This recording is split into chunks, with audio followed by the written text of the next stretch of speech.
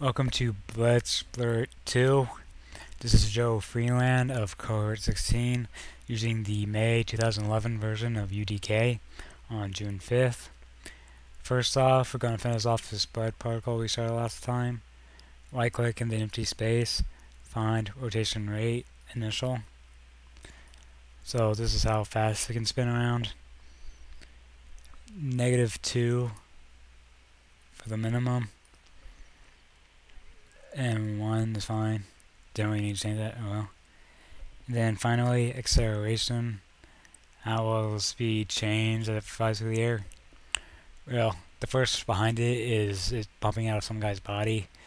So after that pump, it's going to slow down, except for where gravity takes it. So for acceleration, we leave x and y alone, but z we change to -700 for max, and in min, -1000 for z.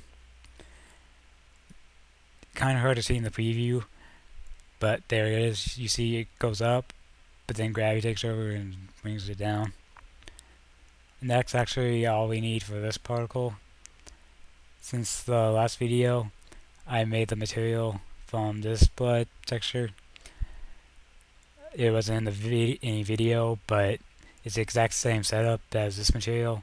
So if you saw how this is made, or look into this one, you know exactly how I made this. I have it selected, so I'll go back into my particle editor, right click new particle, and now we have both in. And there it shows up under required. We actually want, get out of here, we want to change this from square to velocity, because this is the one that, even more than the other blood, we want to really shoot out. And then again, use emitter time.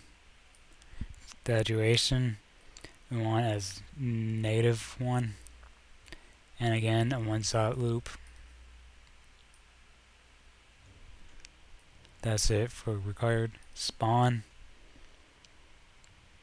Again, we don't want a say stream, we want burst.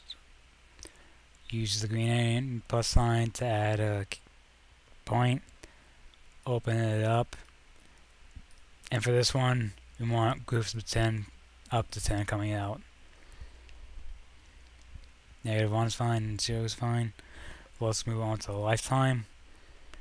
Again, we don't want it to last too long. 0.2 for min, 0.6 for max. Initial size.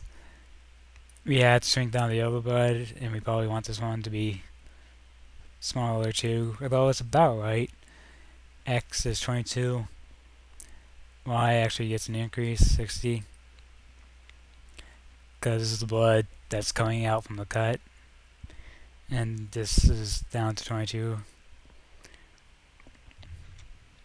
For minimum, 5 across the board. Get rid of color of life by right clicking it and delete, and replace it with initial color. You don't technically have to do this. This is a good idea because initial color says, hey, just use the color you already have, while color over life is how you would change the colors if you want the blood to suddenly turn green in midair.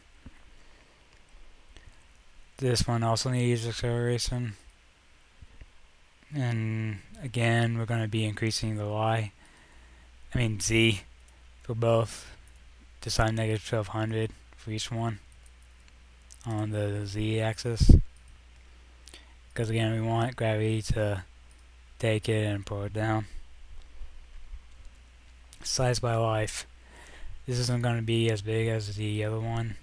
We just need one additional point. So again, use this button.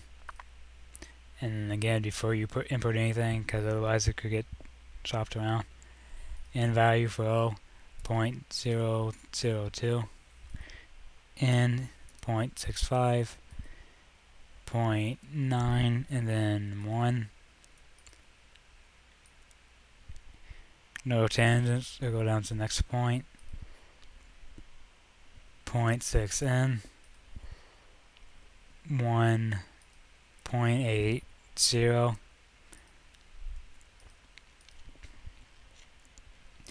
And then open up the last point, the ending point. N is -1, 1.4 for x, 0.05 for y, and z stays 1. And then lock the axes in the xz. That way you can still shoot off into y. And then this velocity, again, we want to come shooting out when it first comes. So up to 800 for 50,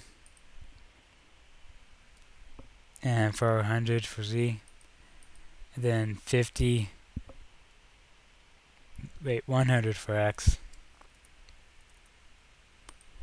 50 for y, and then 200 for z. And that's the last thing we needed for the second blood particle. Now we can go into the level. We'll first find the particle in the content browser, select it, and then in the level right click and add the emitter. Now since it runs off only one loop, you have to tell it to play, you have to trigger it. In the Cascade particle editor, they actually have buttons to restart the sim in, which is this inside the editor, and also the orange one to restart it in the level. So if you have it, a particle set up to only play a certain amount of times, and it's already gone through them, and you need to see it again, just click restart, and it'll trigger the particle. And you can see not only does the blood shoot out, but it shoots out in slightly different ways.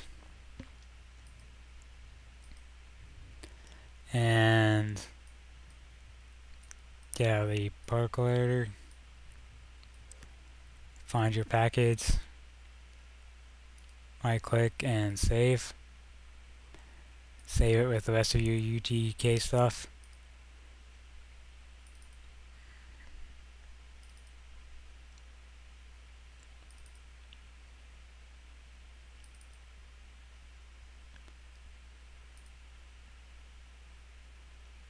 And that'll do it.